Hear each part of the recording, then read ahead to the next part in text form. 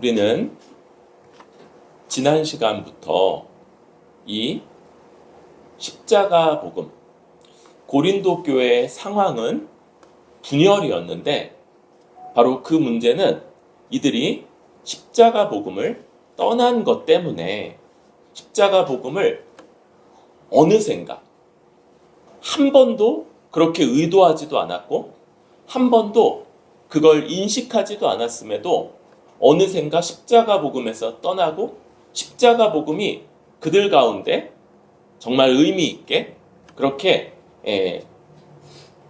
그들 안에서 역사하지 않는 바로 이런 상황들이 그 분열의 원인이었다.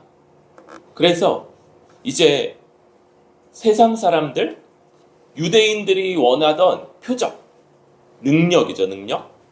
헬라인들이 원했던 지혜, 이런 것들이 어느샌가 그들 안에도 대단하고 훌륭하고 이런 것으로 들어오고 정작 이것과 배치되는 십자가에 대한 이해는 그들 가운데 아주 현저하게 떨어졌던 것을 보게 됩니다.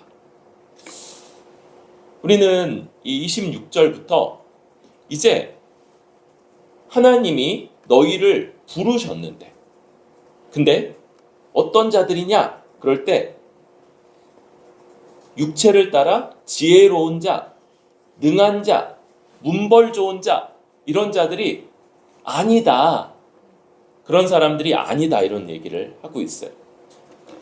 당시에 이 고린도 교회 안에는 대부분이 소수가 좀 부유하고 자유자들이었고 대부분이 그 노예들이었다고 봐요. 이들이 그래서 뭐 노예라고 그래서 이렇게 딱 매여 있고 그런 것이 아니고 그 하인들인 거죠. 그래서 집에서 집안일을 하고 모든 것이 끝난 다음에 이제 그제서야 예배 가운데 나오고 뭐 이런 일들이 이제 뒤에 나타나게 되죠. 그런 사람들이 대다수인 고린도 교회예요.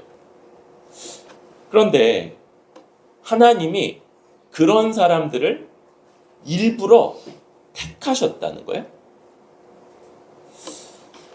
그리고 이것이 뭐냐? 바로 자랑하지 못하게 하려 한다. 이렇게 말하는 겁니다. 여러분, 자랑은요, 사실은 우리에게 있어서 너무 익숙하고 아주 본성적인 거예요. 저도 그렇고 여러분도 그렇고 우리 모든 사람들이 그렇습니다.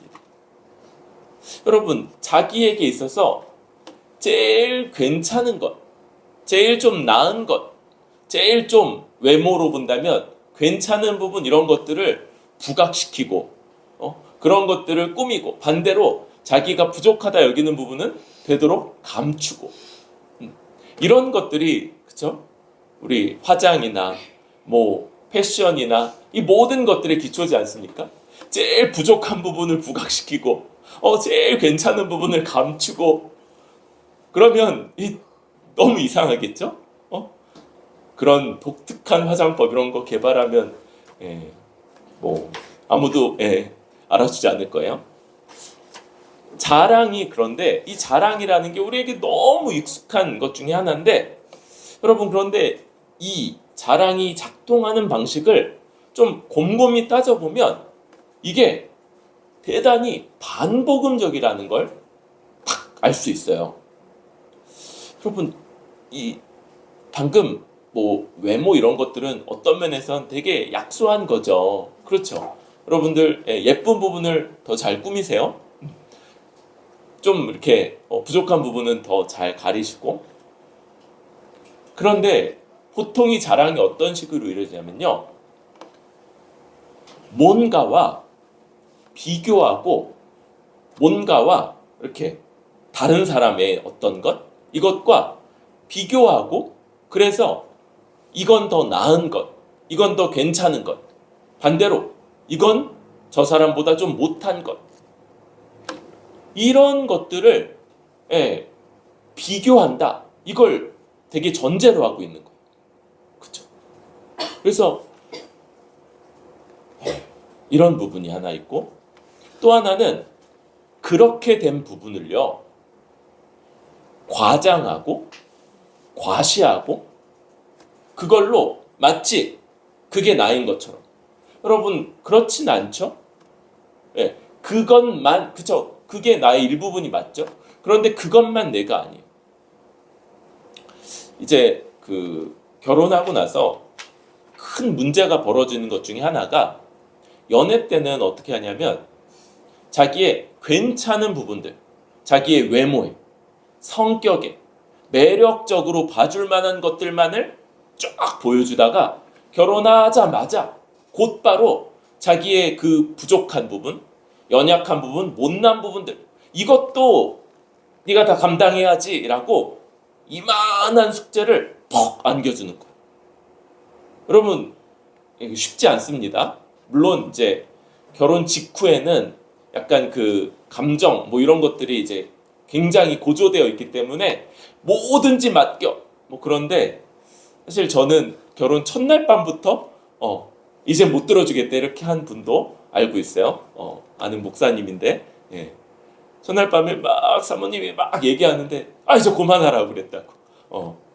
그런 것도 이제 들은 적이 있는데, 예, 대부분 이제 그분은 특별하신 분이고 대부분 이제 얼마간은 버티죠. 그런데 그리고 나서 이게 이제 쉽지 않은 거예요.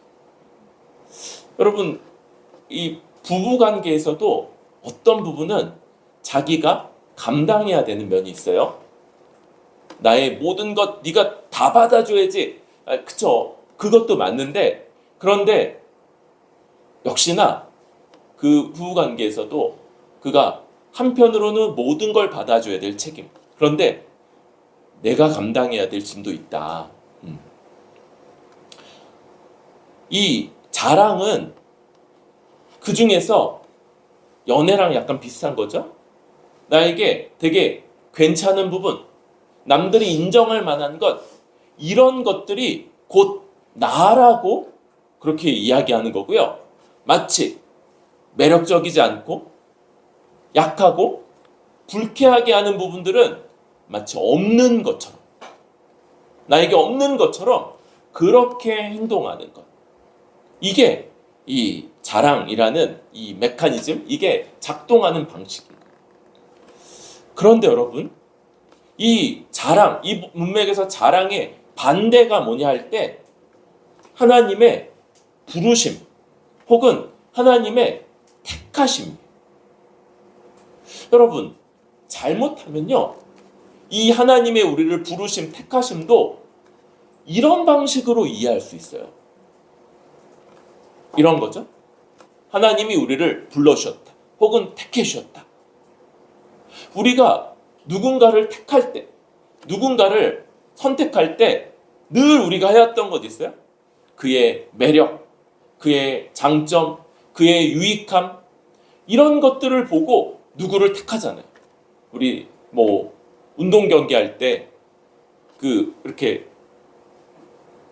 제일 잘할 것 같은 애, 제일 이렇게 같이 하면은 좋을 것 같은 애들 먼저 이제 뽑고, 그래서 이제 점점 인력 시장에 사람이 줄어가죠. 그러다가 이제 맨 마지막에 한 명이 남고 팀이 몇 개가 남으면 얘 누가 데려갈까 그러다가 이제 가위바위보에서 진 팀이 데려가자 그러면 이제 아주 최악인 거죠. 뭐 다 그런 경험이 별로 없기를 바랍니다. 우리는 늘 택한다는 걸 이런 식으로 해왔던 거예요. 그런데 놀랍게도 하나님의 선택, 하나님의 택하심은요, 정반대의 방식이에요.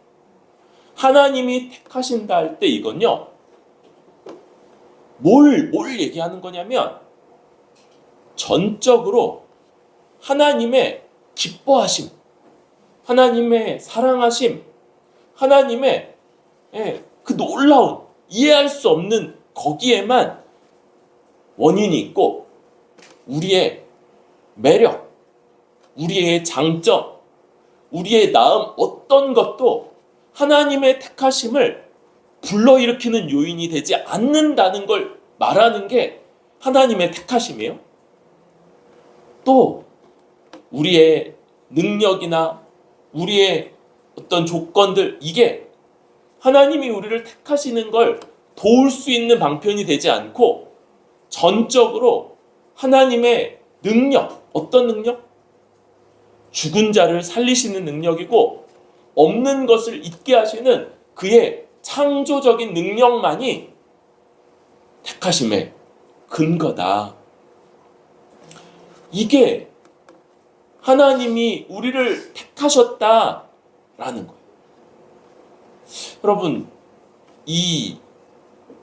이게 아주 오도된 역사는 굉장히 깁니다. 바울 때 유대인들이 가졌던 그 생각, 선민 사상이죠. 여러분, 그거 자체로는, 그 말 자체로는 아무 문제가 되지 않아요. 맞아요. 하나님이 선택한 선민이 맞아요. 그런데 그게 내포하는 바가 정반대였던 거죠. 유대인들은 그래서 자신들이 할례도 잘하고 율법도 다 지키지 못하지만 그래도 지키려고 애쓰고, 그래서 남들보다 윤리적으로도 다른 민족보다 더 잘 살아가니까 그런 것들이 택하심의 조건이라고 여겼던 거예요. 그건 결코 그렇지가 않죠. 이런 것들은 택하심의 결과물이었어요. 여러분, 오히려 성경 말씀은 그들이 얼마나 택함 받기에 합당하지 않은지, 인구도 별로 안 되고 어떤 능력, 탁월함 이런 것들도 하나도 없고 그들이 다른 민족보다 나은 것이 하나도 없다. 이걸 성경이 그렇게 많이 말하는 거예요. 여러분, 그러니까 하나님이 우리를 택하셨다라고 할 때 그건 뭘 전제하고 있는 거냐면, 우리는 택함 받을 만한, 혹은 하나님이 우리를 택하신 걸 우리가 도울 만한 능력이나 조건이 없다.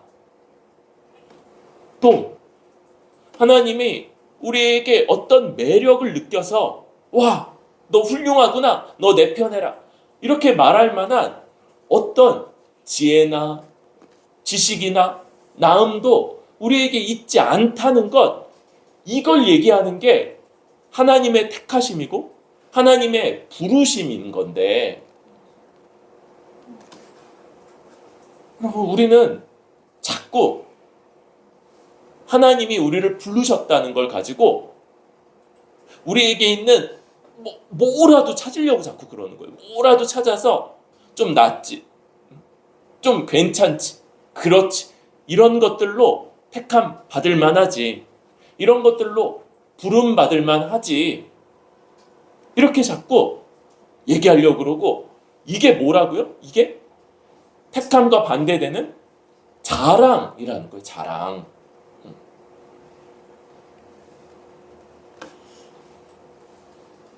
우리는 하나님이 우리를 부르셨다, 우리를 택하셨다, 이걸 얘기할 때마다 이 내용을 통해서 우리가 어떤 자인지를 잊지 않아야 되겠습니다.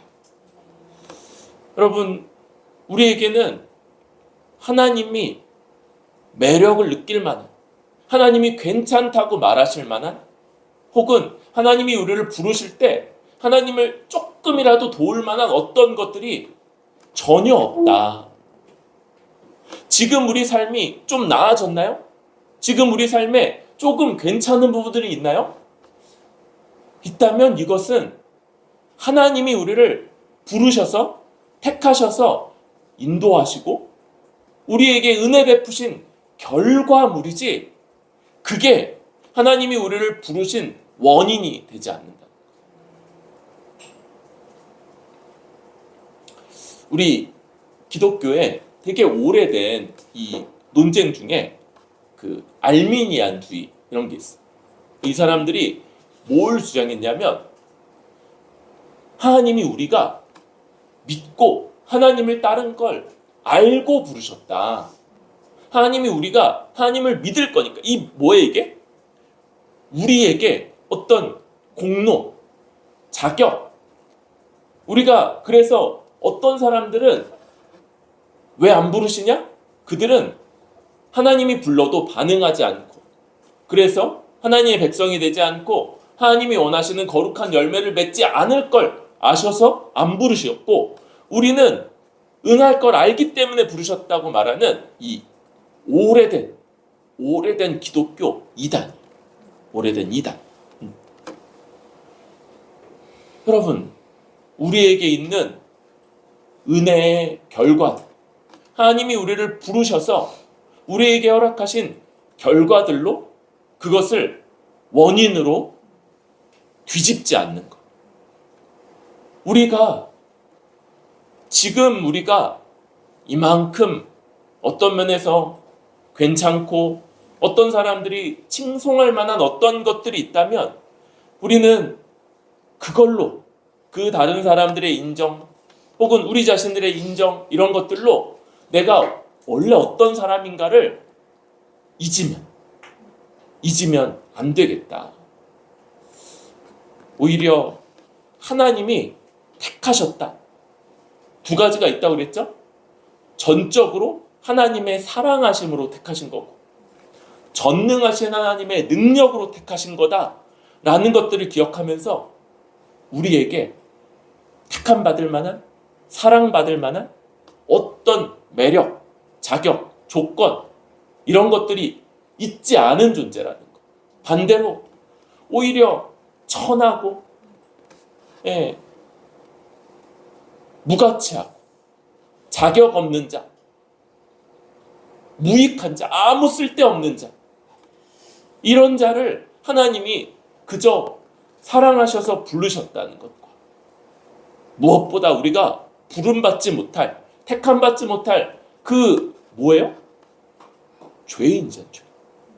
하나님을 대적하고 반역하고 하나님의 권위를 무시하며 내 멋대로 살겠노라고 결단하고 늘상 그렇게 살아왔던 이 죄인, 하나님과 우리를 가로막았던 이 결정적인 죄를 하나님이 죽은 자를 살리시고 없는 것을 있게 하시는 그의 창조주 하나님의 능력으로 우리를 택하신 것. 이 능력이 전혀 우리 편에 요만큼도 없고, 우리에게 한치도 우리의 어떤 것들로 아니고 전적으로 하나님의 능하심으로 일들이 일어났다는 것들을 늘 기억함으로, 택하셨다가 우리에게 말해주는 바, 우리의 본질, 내가 누군지를 잊지 않으므로 여기 있는 것 자체, 우리 기도 인도자가 잘 기도한 것처럼 우리가 여기 예배 드리는 것 자체가 너무 놀라운 일이에요. 원래 이렇게 예배 못 드리죠. 하나님 앞에 감히 나올 수 없는 자가 이렇게 나와서 주 앞에 주를 높이고 주의 백성이라고 고백하고 그렇게 살아가는 것 자체, 이것들로 감사하고 높이는 태도, 이것의 중심에 있는 하나님이 우리를 불러주셨다, 하나님이 우리를 택해 주셨다, 이걸 굳게 붙잡는 우리들 될 수 있기를 바랍니다.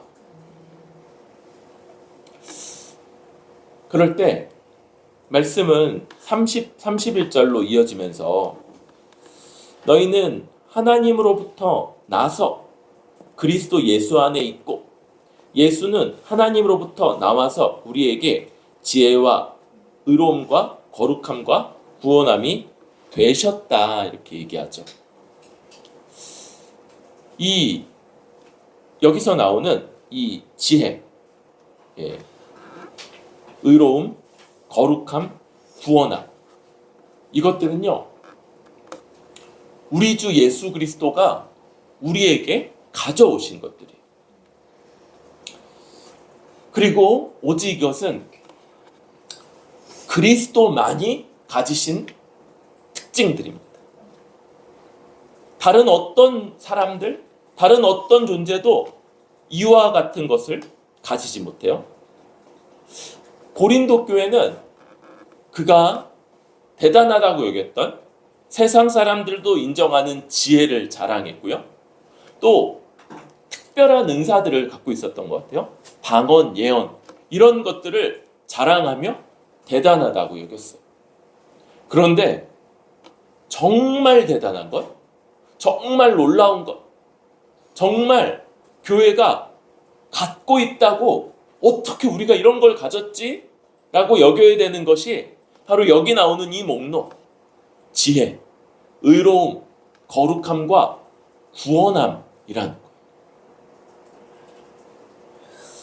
이건 어떤 겁니까? 이 지혜는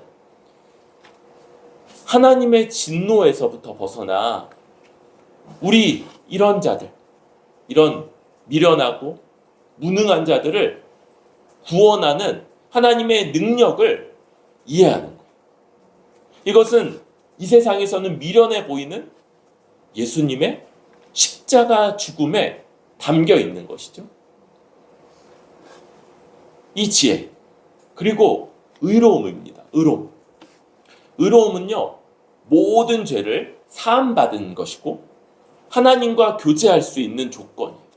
하나님이 우리를 하나님 나라로 불러주실 때 이 의로움이 있냐, 이 의가 있냐, 이걸 물으시는데 우리가 이걸 갖고 있다는 거예요.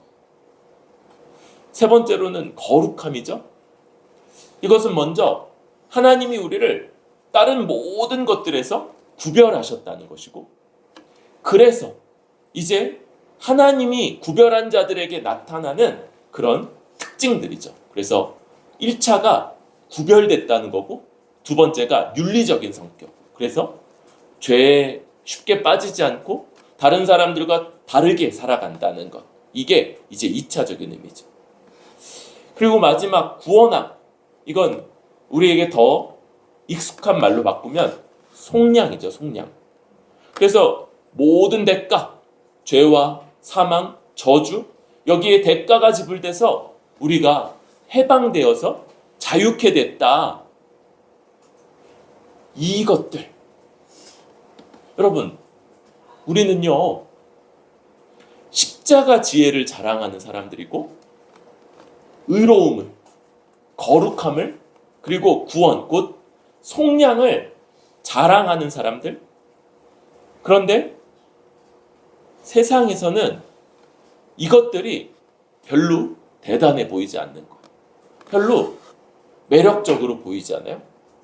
그런데 말씀은, 사도 바울은 이것들 그리스도가 가지신 것이고 이제 그리스도 안에 있는 너희가 소유한 것이며 자랑할 만한 것이다, 이렇게 이야기하고 있는 거예요. 여러분, 어떤 사람도, 어떤 누구도, 어떤 존재도 이와 같은 것들을 갖지 못했는데 오직 하나님이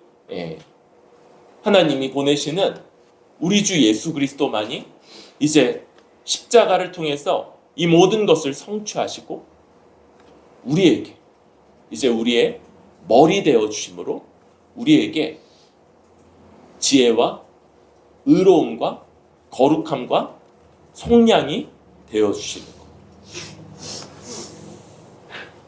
그래서 이제 31절처럼 주 안에서 자랑해야 된다, 이렇게 말하는 거예요. 이 예레미야서를 인용하는 말씀인데요. 예레미야 9장에서 이렇게 말합니다. 여호와께서 이같이 말씀하시되 지혜로운 자는 그 지혜를 자랑치 말라, 용사는 그 용맹을 자랑치 말라, 부자는 그 부함을 자랑치 말라. 자랑하는 자는 이것으로 자랑할지니 곧 명철하여 나를 아는 것과 나 여호와는 인애와 공평과 정직을 땅에 행하는 자인 줄 깨닫는 것이라. 나는 이 일을 기뻐하노라. 여호와의 말이니라. 예레미야 9장 23, 24절에 이 말씀. 여러분, 당시에도 지혜와 용맹과 부함이 세상 사람들이 다 원하고 기뻐하는 것들이에요. 그런데 그것 자랑하지 말라. 뭘 자랑하냐? 여호와 하나님을 아는 것, 그리고 하나님이 인애, 공평, 정직을 행하는 분이신데, 여러분, 하나님의 인애와 공평과 정직의 그 극치가 뭐라는 거예요? 십자가에 달리신 우리 주 예수 그리스도이시며, 그분이 이제 우리의 지혜, 의로움, 거룩함과 속량이 되어 주신다는 것, 이것이 우리가 자랑할 것이다 얘기하는 거예요. 여러분, 그러니까 우리는요, 이 예수 그리스도가 우리에게 주시는 것들을 자랑하기를 더 연습해야 되겠어요. 주께서 가지시기에, 주만이 가지시고 주만이 십자가에서 이루신 것들을, 그걸 굳게 붙잡고 이걸 높이고, 이게 얼마나 대단한지, 이 세상이 감당하지 못할 지혜이고, 어떤 누구도 세상에서는 갖지도 못하고 그것을 소유할 수도 없는 유일한 자격, 하나님과 교제할 수 있는 자격, 지위가 의로움인데, 이걸 우리 같은 자들이 우리 머리 대신 주님으로 인해 갖게 된다는 것이며, 거룩함, 하나님이 우리를 하나님의 백성 삼아 주셨다는 거예요. 하나님의 백성, 우리를 모든 자들로부터 구별하셔서 하나님의 백성 삼으시고, 그런 자들이 이제 하나님의 백성다운 그런 윤리적 결과들까지도 맺게 되고, 그리고 우리가 여전히 맞서 싸우고 여전히 분투하고 있는 죄의 문제, 그로 말미암은 사망, 저주, 여기서부터 완전히 대가가 치러져서 자유케 되었다. 이걸 우리는 고백하는 거고, 자랑하는 거고, 살아가는 거. 여러분, 사람들 만날 때 내가 불의한 자인데 의로워졌어, 내가 아주 하나님 앞에서 거룩하지 않은 자인데 이제 거룩하다 인정받았고 세상을 이기는 지혜를 가졌어, 내가 여전히 죄와 사망과 그로 말미암은 저주와 분투하는 중이지만 놀랍게도 속량되어서 그 모든 것들로부터 자유케 되었어 라고 우리가 좀 말해야 되지 않겠어요? 이번 수요일에는 서로 꼭 이야기하기를 바랍니다. 여러분, 이게 우리의 주 관심사라는 거, 우리의 자랑거리고, 우리는 그걸 막 내세우는 거.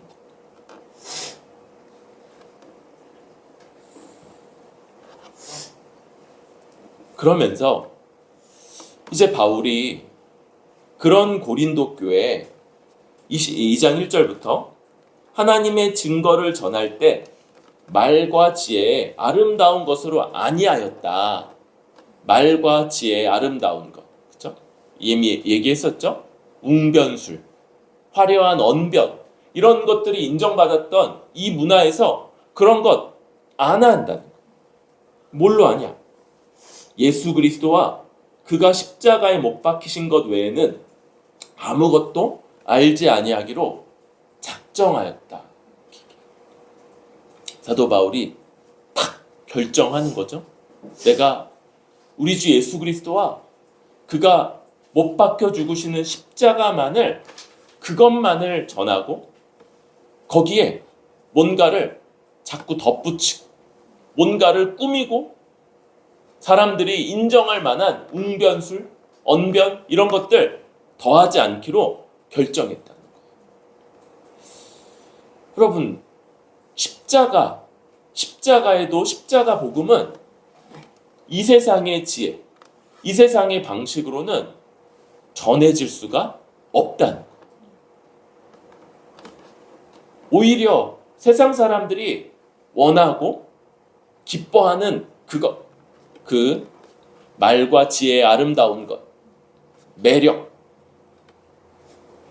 언변, 전하는 사람이 가지고 있는 어떤 설득력 이런 것들로 십자가 복음이 전파되지 않고 오히려 그런 것들을 섞을 때 더 잘 전해지는 시너지 효과가 나는 것이 아니라 십자가 복음이 전해지는 걸 방해한다. 이게 바울이 이렇게 결정한 배경이라고 할 수 있습니다. 그럼 뭡니까? 여러분 3절에서 너희 가운데 거할 때 약하고 두려워하고 심히 떨었노라. 자신을 막 대단하고 용맹하고 매력적인 사람으로 드러내려 하지 않고 그 연약함, 부족함 이걸 다 나타낸. 또 뭡니까? 말과 지혜, 설득력 있는 지혜의 말로 하지 아니하고 다만 성령의 나타나심과 능력으로 하여 너희 믿음이 사람의 지혜에 있지 아니하고 다만 하나님의 능력에 있게 하려 하였노라. 그래서 성령의 나타나심 이게 뭡니까?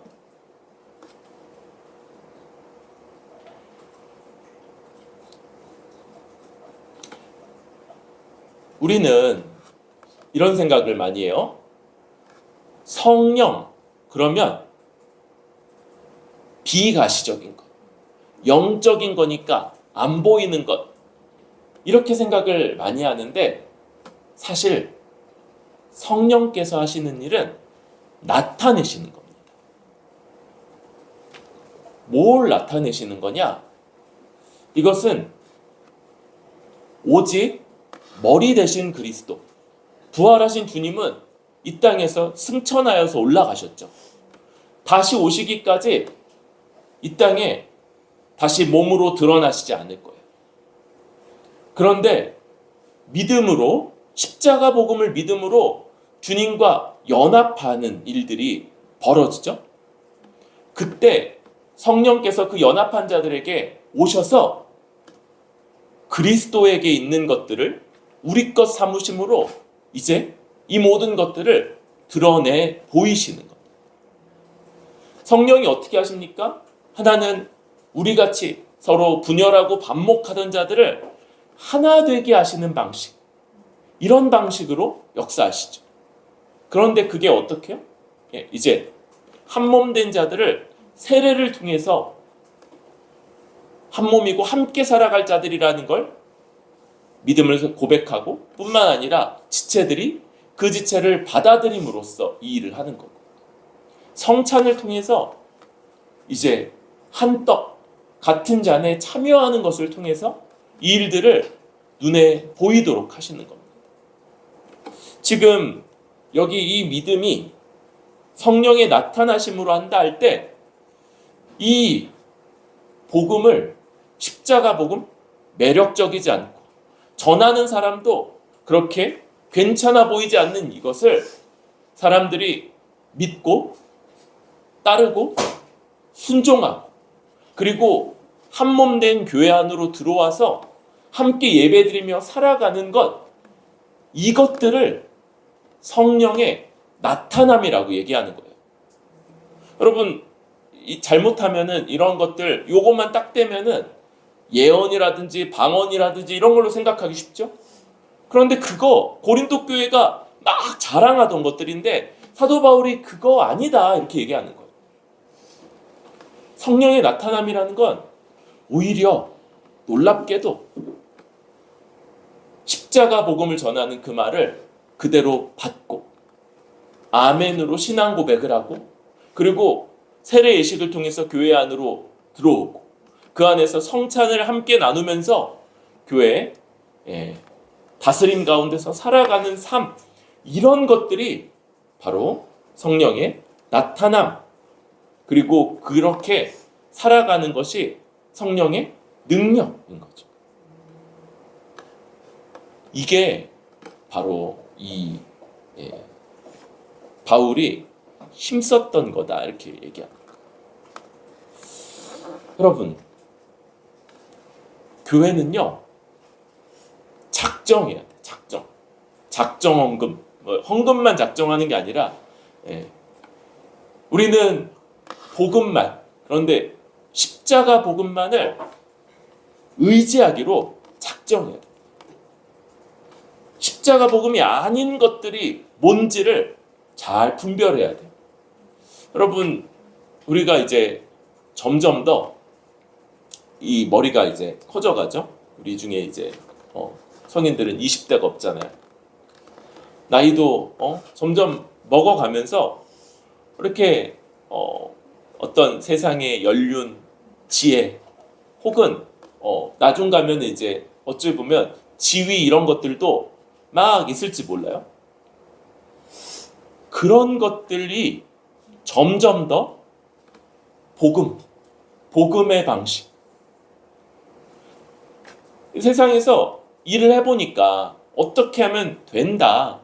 어떤 방식으로 돌아간다. 사람을 어떻게 설득하고 혹은 어떻게 그 권위를 작동시키고 어떻게 움직이게 만들고 그래서 보상 혹은 당근과 채찍이죠.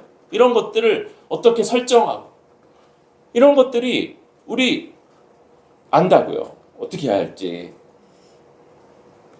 또 이 세상에서 사람들의 마음을 끌고 대단하다 여기고 매력적으로 보이고 이런 게 어떤 건지를 아는 거.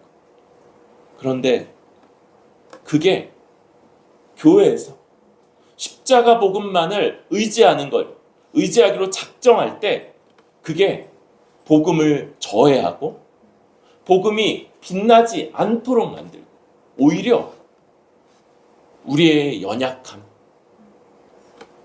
우리의 무가치함 이런 것들이 하나님의 택하심에 주목하게 하고 하나님의 능력을 의지하게 하고 하나님의 지혜를 힘입고 하나님의 우리를 향한 그 사랑하심이 얼마나 크고 놀랍고 대단한지를 더 드러내는 이것이 우리 교회가 결단하고 살아가야 되는 방식이다. 그리고 성령의 나타나심과 능력을 힘입는 것. 이것은 하나님의 택하시고 우리를 부르신 그 하나님을 의지하는 것이며 그 가운데서 우리에게 머리 대신 그리스도가 그분만이 갖고 있는 것. 이 지혜와 의로움, 거룩함, 속량을 이제 우리 것 삼아 주셨다는 것이 이 우리의 일상적인 그렇게 대단해 보이지 않는 이 교회적 삶 속에서 드러나는 것을 바라고 구하고 추구하는 것. 이것이 우리가 함께 결정해야 되는, 작정해야 되는 바라고 할 수 있겠습니다. 여러분, 우리는 하나님의 택하심을 굳게 붙들고 우리에게 택함 받을 만한 조건을 그걸 결과물로서 택하심의 결과로 감사하고 찬양할 거리로 놓고 그걸 조건으로 삼지 말아야 되겠어. 오직 이 세상 사람들이 가치 있다 여기는 것들보다 하나님이 가치 있다 여기셔서 그리스도가 소유하고 우리 머리 되어심으로 공급하시는 것들 이걸 더 자랑하고 굳게 붙잡읍시다. 그리고 십자가 복음을 저해하는 것들, 가리는 것들, 그런 것들을 교회 안에 높이거나 교회 안에서 그것들이 세상의 원리로 작동하도록 내버려 두지 말고 오직 십자가 복음의 방식, 그것이 작동함으로 성령의 나타나심 그 능력으로 교회가 움직여져 가고 우리의 별것 아닌 것처럼 보이는 일상 속에서 실제로 그것들이 나타나기를 구하며 추구하며 나아가는 그렇게 작정하는 뿌리 깊은 교회 모든 지체들 될 수 있기를 소망합니다.